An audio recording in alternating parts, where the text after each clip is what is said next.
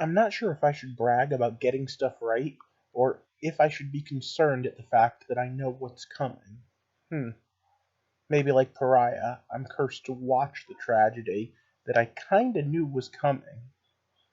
So, if you've been following any of this, you know that I've been talking about the cliffhanger that was coming. And oh boy, did we hit it right in the jaw. Welcome to the heart of the stories we tell.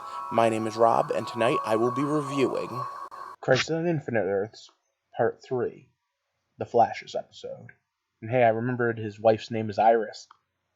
Alright, so last night I didn't get to watch this, so I caught up now, and I have to say, as much as I thought that up till now I was amazed, even the things I saw coming, I didn't see coming.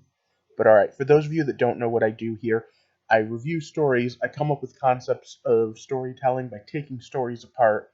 If that sounds interesting, I hope that you would give me a subscribe. If it sounds more than interesting, leave me a comment, maybe help the channel out some.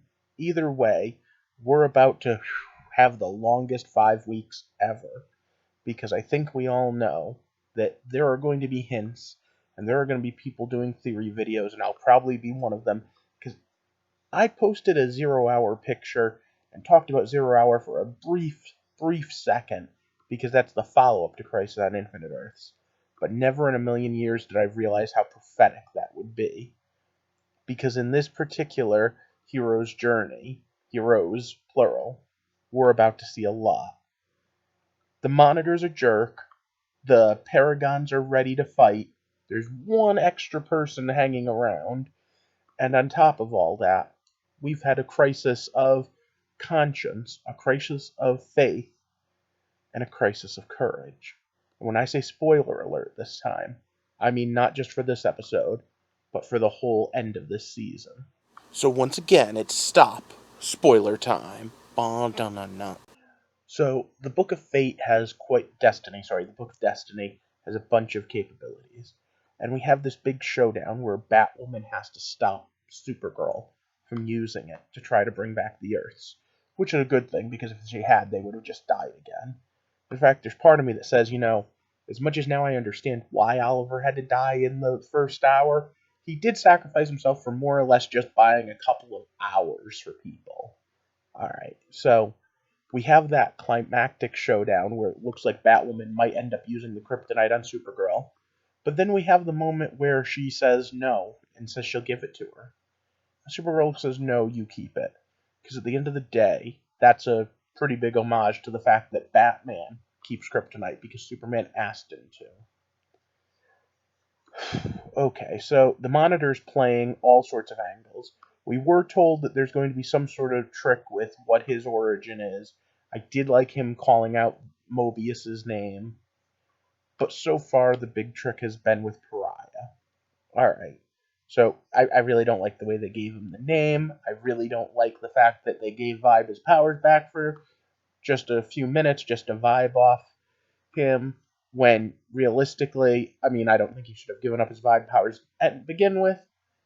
And we all suspected that Barry would have to run in order to stop the tachyon pulse for the antimatter wave, which did happen, just we had the wrong Barry. Before any of that, though, Pariah did save the day by bringing Black Lightning in. Black Lightning was only there for a minute or two, but Black Lightning did steal the show, both with his heartfelt scene with Barry and with the fact that he was saying his own mantra as he was trying to contain the wave before the other Barry took it. And I have to say, oh, a Flash had to die. Doesn't mean you're the Flash that had to die. Was probably one of the cheesier cop-outs of, oh, we all know a Flash has to die. Meanwhile, like I said, Oliver Queen's soul. The jump to Earth 666 annoyed me only because, as much as I thought it was kind of cute, the numbering system for the Earths, I don't think they should have done that for Lucifer being on Earth 666. They should have picked a random number, but I could live with that. I did love his characterization. I loved him hitting on Mia. I loved the fact that Constantine and him kind of went back and forth. All very good. Of course, the question of why Lucifer couldn't have, given a hand versus the Anti-Monitor. But they get to Lian Yu, and this guy walks up and says that he's the Spectre. And well, just not the one John knows. Sorry, not Spectre Corrigan, but yeah, that's Spectre. And with that, we have Ollie turning into Spectre, which is, oh my god, amazing. He's not the first DC hero to take up the mantle. We've seen another do it too, Green Lantern. Ironically enough, the storyline that happened in also had Hal stuck in purgatory because he was a monster, but way better reasoning, and then struggling to control God's wrath because Spectre's pretty all powerful. Spectre was personally a character that I said I really wanted to see, and I was very happy to see. I had hoped that they would do something. I thought maybe even just a few seconds of cameo, but Ollie becoming him, especially when Oliver's told, "You're going to light the spark," but we'll get back to that. That's a 0 Hour reference. And I'd like to point out that in 0 Hour, Ollie's actually the one that kills the main bad guy by putting an arrow through him, of all things. But stick a pin in Ollie becoming Spectre and what that means. So after stopping the antimatter wave, Harbinger comes back, and Poofda, she does exactly what she does in the comic books. The Anti-Monitor is possessing her and controlling her, and forces her to kill the Monitor. Now, this happened in issue 8 or 9 of the 12-part miniseries, so it's not like it was at a crucial, like, oh my god, last minute, but it also wasn't at the midpoint either. It was well spaced and well done, but at the end of the day, the fact that they had this whole conversation, Nobu and why can't I think of his name now? Morbius, the creator of the Morbius chair that the New Gods use. So great. Such great little touchstones that made you feel. And the entire scene where all the heroes that weren't taken away by Pariah are staring at the Anti-Monitor saying, just so you know, they're never going to stop. They're going to beat you. It was pretty amazing. And if you think about it, even for a second, the Monitor told Pariah he knew what to do, because the Monitor knew this is how bad things would get. And I cannot stress enough that the Monitor is an asshole. The Monitor is an asshole. The Monitor is an asshole. He is in the comics. He is in the cartoons. He is in the movie. Well, TV show, sorry. He just is an asshole. And his plan has played out pretty much the way he wanted it to, believe it or not, right down to his own death. And that's also straight from the comics. But in this, the Paragons were teleported to a certain place, specifically Vanishing Point, from Season 1 of Legends. And if you've never read the comics, that doesn't mean much to you other than it's a place outside of space and time from Season 1 of Legends of Tomorrow.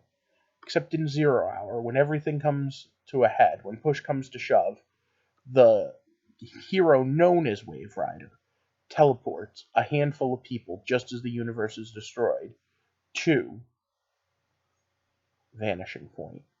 And from there, people like Captain Atom, the Ray, Donna Troy, Damage form an alliance and work together to defeat the bad guy. But there's very little in the way of good news when you defeat the bad guy, and the bad guy's already destroyed the whole universe. But that's why Wave Rider grabbed one of my favorite heroes, the kid known as Damage, whose basic superpower is absorb energy and explode. And they absorb lots of energy and channel it through him. And then Spectre lights the spark. And with that, we have Big Bang 2. That is 0 Hour. Now, remember what I said they said to Ollie right before the whole thing came crashing down? Symbolically, he already lit the spark. He lit the spark that started this. That's why we call the Berlantiverse the Arrowverse. But now, as Spectre, I bet you he initiates the Big Bang one more time, showcasing and allowing him to also come back for cameos from time to time without being a regular reoccurring character on any of the shows. But, maybe for Crises. But okay, we have the cliffhanger. And the cliffhanger had one final surprise, and one that I wondered about why it was that one person wasn't a main universe character. Why was Superman not our Superman? Because, surprise, the big cliffhanger is they don't have all 7 Paragons. Because instead of a Paragon of Truth, we have Lex Luthor, who has replaced Superman. And I am curious about that.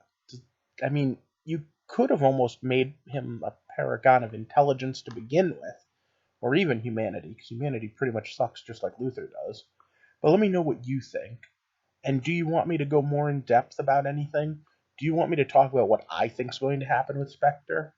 Let me know in the comment section below. And of course, like every other YouTuber out there, I'd like you to like and share this video. And if you haven't yet, click that subscribe button to join our little community here. Because we do fantasy, superhero, horror, you name it. I'd like to give a big shout out thank you to my Patreons. And of course, just once again reiterate, I hope you have a good night, and thank you for walking with me through the heart of Crisis on Infinite Earths, Part 3.